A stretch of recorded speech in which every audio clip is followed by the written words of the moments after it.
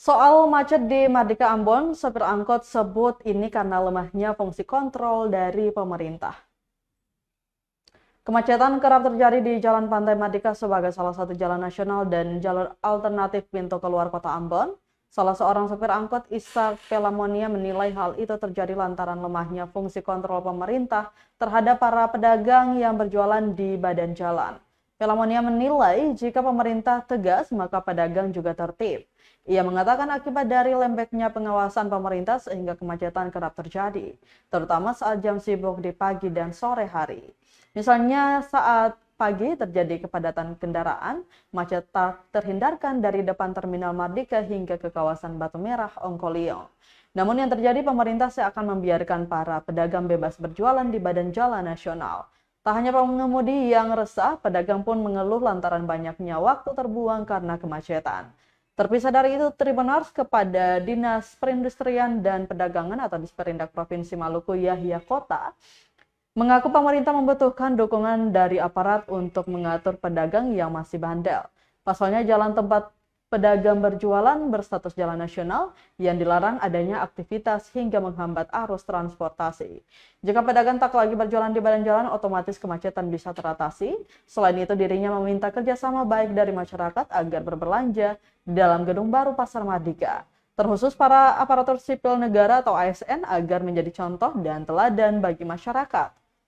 Dengan demikian, Tribunars secara tidak langsung mengarahkan pedagang untuk berjualan di dalam gedung.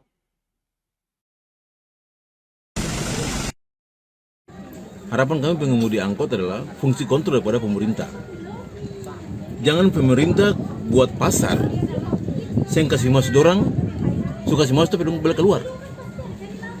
Kenapa kita bilang fungsi kontrolnya lemah daripada pemerintah kota maupun pemerintah provinsi, terutama dinas terkait. Kalau pemerintah betul-betul jeli melihat hal ini di lapangan, turun, kasih pindah pagi-pagi sampai sore. Akibatnya penumpukan mobil semua, kemacetan berjam-jam.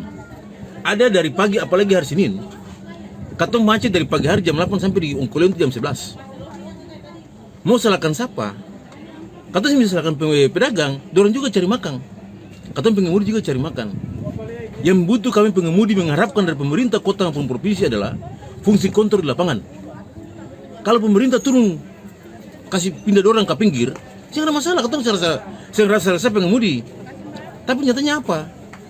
Pemerintah pura-pura lewat saja. Satpol PP lewat Sentral Pastiu. Malahan Satpol PP datang bilang pindah, Satpol PP berjalan ke muka, dorang balik kembali. Ini permasalahannya cuma ada dulu pemerintah. Yang ketemu pengemudi mengharapkan fungsi kontrol daripada pemerintah kota maupun pemerintah provinsi Maluku. Jangan abaikan pedagang seperti ini. Ketemu pengemudi juga rasa-rasa. Para penumpang juga rasa-rasa. Waktu yang ditumpu orang pengemudi yang dari Ambon ke Paso tidak sampai setengah jam, akan sudah lewat sampai 2-3 jam.